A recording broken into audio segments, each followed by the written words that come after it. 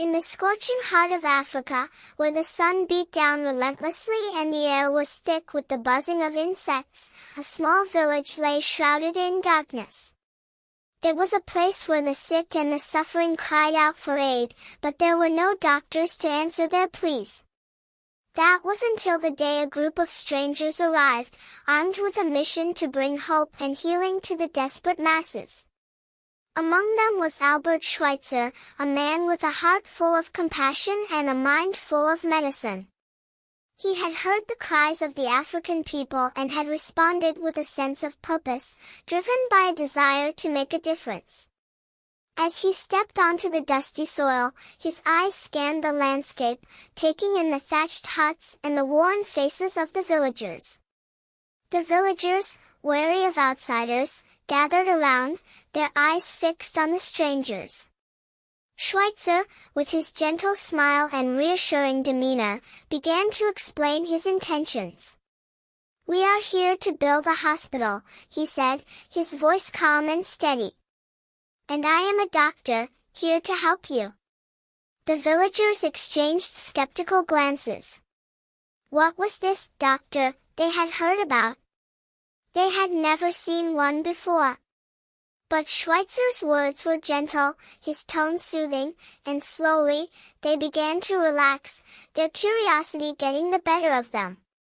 As the days passed, Schweitzer and his team worked tirelessly to build a small hospital, their sweat and toil rewarded by the smiles of the villagers.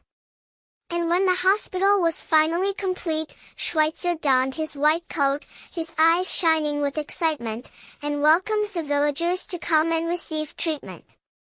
The first patient to arrive was a young child, her eyes sunken, her skin pale. Schweitzer examined her gently, his hands moving with precision, and then, with a warm smile, prescribed a simple pill. The child's eyes lit up, and she looked up at Schweitzer with gratitude. "Mommy, I'm not sick anymore," she exclaimed, her voice trembling with joy. As the days turned into weeks, and the weeks turned into months, the villagers began to realize that Schweitzer was not just a doctor, but a miracle worker. The child with the weak leg, who had once struggled to take a few steps, now ran with abandon, her laughter echoing through the village. The elderly woman, who had suffered from a chronic illness, now walked without pain, her eyes sparkling with renewed vitality. But Schweitzer was not content to rest on his laurels. He knew that there was still much work to be done, and so he remained in Africa, pouring his heart and soul into his work. He bought medicine, he moved people's hearts, and he inspired others to join him in his mission. And then, one day, came the recognition he had always hoped for. The Nobel Peace Prize was awarded to him, a testament to his tireless efforts to bring healing and hope to a desperate people. Schweitzer's heart swelled with pride, but he knew that this was not an award for him alone, but for the countless people who had helped him along the way. As the years passed, Schweitzer continued to work in Africa, his legacy growing with each passing day.